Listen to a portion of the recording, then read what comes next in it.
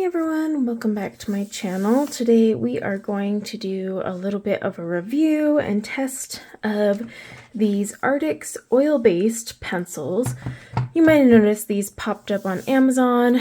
Most of us are familiar with the Arrtx pencils that are the wax-based ones, and they come in a cute little package. Of course, this actually is a very pretty package. Look at that, the nice dimensional art there. So check this out. It opens, beautiful, and then ta-da! So that's really cool. I'm a sucker for pretty packaging. But it comes with a swatch chart. It's actually really nice cardstock too, which is a rarity. So we will be swatching and then kind of going from there. But yeah, I'm super excited to explore these with you guys. The pencils themselves they kind of remind me of like Pablo's in the way they're designed, but we'll see how they work. These are oil-based, as they've said. Clearly, they're not really held in any good order, so it'll be interesting to find them, but let's do a swatch. I'm going to speed it up for your sanity, and then we'll go from there.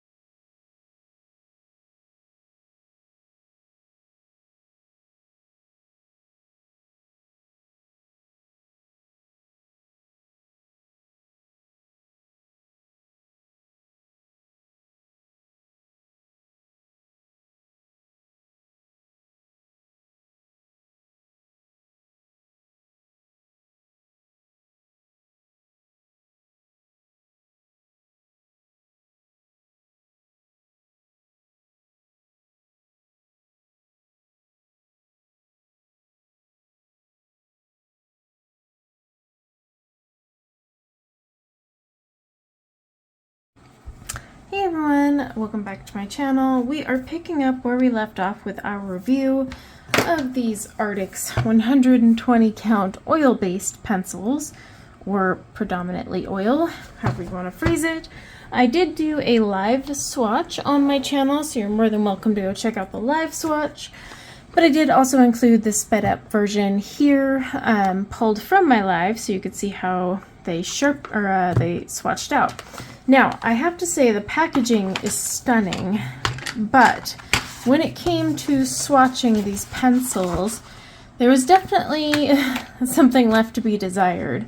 Not only did I notice immediately that they didn't sharpen well, which was quite the bummer, but they also were, well, they honestly remind me of very cheap dollar store pencils. A friend of mine had said that, and I was like, you know what, that's the best way to describe them. They're quite cheap, and it's pretty disappointing considering this is $38.99. This is a budget pencil. However, yeah, they're very cheaply made, and a lot of that, I would say, goes into packaging the price more than the quality of the pencil. Now, the color range from the swatch chart is also kind of just meh. It's very bright and bold. It does have a good array of colors, but say you do portraits, like I like to do portraits, you're lacking quite a few colors you would need to do skin tones, fair to dark, honestly. There are way too many yellows. And they could have sacrificed some of these yellows that are very close, like these two here, these ones here, these ones here. We've got a lot of doubling up, I mean, throughout this. They could have added some more pinks. We're pretty light on the pinks there. Greens were pretty well balanced. They really wasted a lot of space with these grays. One, they have two blacks, ink black and midnight black. They could have done away with that. And then axed a few of these grays and probably put in just a few more lighter tones, because that was one thing I noticed. We don't have a light pink at all, or a light blue or a light green or anything pastel enough. Not that it has to be pastel, but just something lighter. So with all the doubling up and the colors so close, they could have certainly swapped some out. So the color range is definitely not the greatest, but we are also going to do our handy dandy worksheet that I use anytime I am reviewing a pencil. Now, I will speed this part up, but I do want to show you. So I grabbed this one here. I haven't sharpened it yet, but I'm going to show you with a sharpening.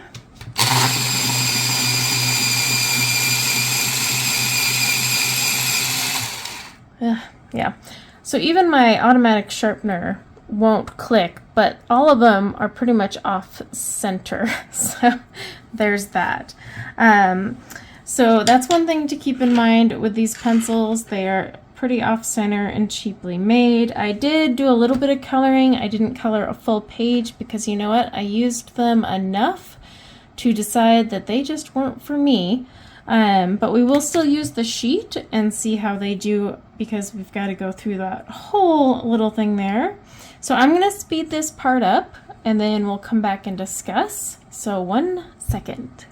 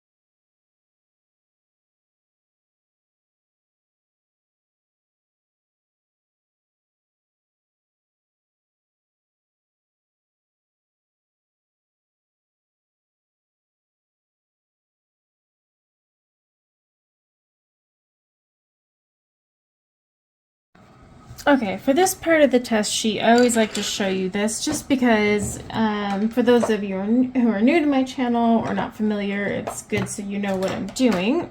So, first thing I do is check erasing or erasability because, well, sometimes you gotta erase.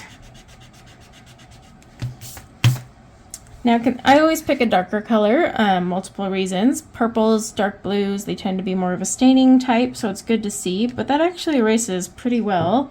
And then say I were to go over it with this color here.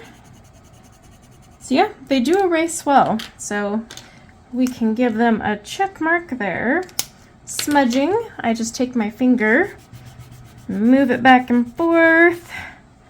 It's a very, very light smudge, and because these aren't too dusty, I really wouldn't get smudging normally, so that passes. Now the infamous water test. Do they activate underwater? Oh, they do. Well, that's interesting. Not a ton, but that's still some movement. So they passed the smudge, they did not pass that. Blending, they actually blend pretty well. As you can see with layering, these are a very hard lead.